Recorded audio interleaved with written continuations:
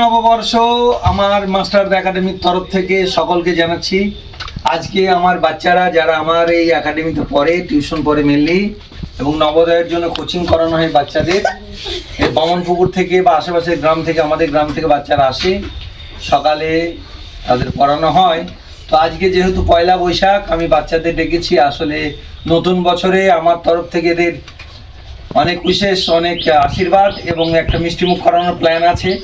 তো সেই মতো বাচ্চাদের ডেকেছি। কিন্তু তার আগে আমি জানতে চাইবো, তার আগে বলে দিই বাচ্চাদের আমার তরফ থেকে আরেকবার তোমাদের নববর্ষের অনেক ভালোবাসা, শুভেচ্ছা এবং বেস্ট উইশেস। আশা করি তোমরা সবাই ভালো থাকবে এবং ভবিষ্যৎটা ভালো হবে। কিন্তু একটা জিনিস আমি জানতে চাইবো, তোমরা তো অনেকদিন থেকে আসছো, 2 মাস 3 মাস ধরে, কেউ 10 দিন 5 দিন থেকে, এখানে এসে তোমাদের কেমন লাগছে? মেহেক বলো প্রথম। আমার তো খুব ভালো লাগছে। মানে কি ভালো এখানে? পড়াশোনা ভালো লাগছে, আবার পরিবেশটা ভালো, পড়াশোনা খুব ভালোভাবে হয়। Thank you. আর রিমিশা বলো, তুমি তো কিছুদিন আসছো, তুমিও কেমন, তোমার অনুভবটা কেমন? এখানে আসে তোমার কেমন মনে হচ্ছে? এটা কি অন্যান্য যেমন টিউশন হয় সেরকম না, এখানে কিছু আলাদা? এখানে অনেক আলাদা। কি সেটা কি আলাদা? আপনি এত সুন্দর পরিবেশে পড়াচ্ছেন, এত ভালো করে পড়াচ্ছেন। না সত্যি কি ভালো করে পড়ানো হয়? হ্যাঁ, তো যাই হোক, দেখো বাবু, তোমরা এখানে আসছো, তোমাদের ভবিষ্যৎটা বানানোর জন্য আমি এত একটা প্রচেষ্টা করেছি, কিন্তু জানি না তোমরা কেমন করছো। বাড়িতে না পড়লে কিন্তু হবে না।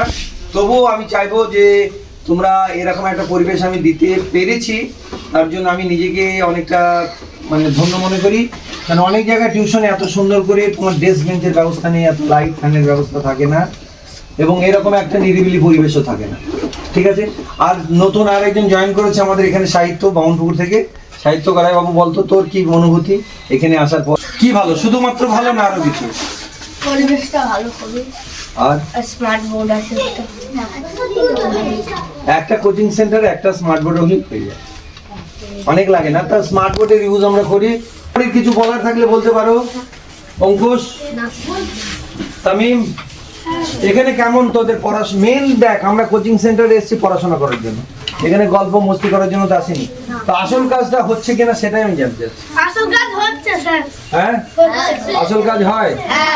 মানে আমি যে পড়ানো, যেভাবে পড়াই, সাথে অন্যের থেকে আলাদা ধরনের মনে হয় নাকি শুধু আমরা বলছি বলে সেটা?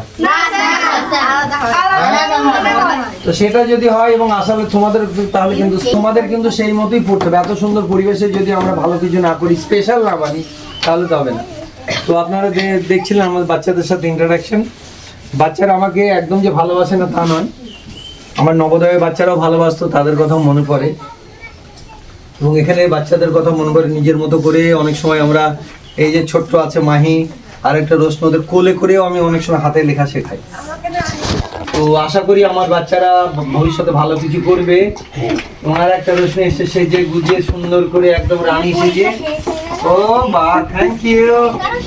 এটা রোশনি আজ আমার জন্য নিয়ে এসেছে গিফট, প্রথম বছরে। চলো বসো মাহি এক জায়গায়। খুব সুন্দর, থ্যাংক ইউ।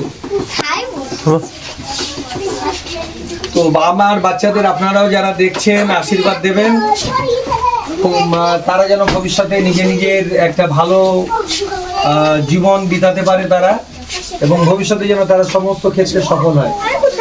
ধন্যবাদ। আর একবার আমার বাচ্চাদের আমি বেস্ট উইশেস জানাচ্ছি।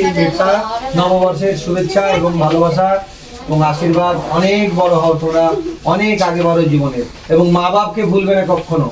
মা বাপ ছাড়া দুনিয়াতে তোমার ভালোবাসার কেউ নেই, তোমার ভালো আশীর্বাদ দেওয়ার কেউ নেই দুনিয়াতে, অনলি মা বাপ বাবু, তারপরে গুরু। ঠিক আছে, মনে থাকবে? yes or no? Yes! Okay, thank you.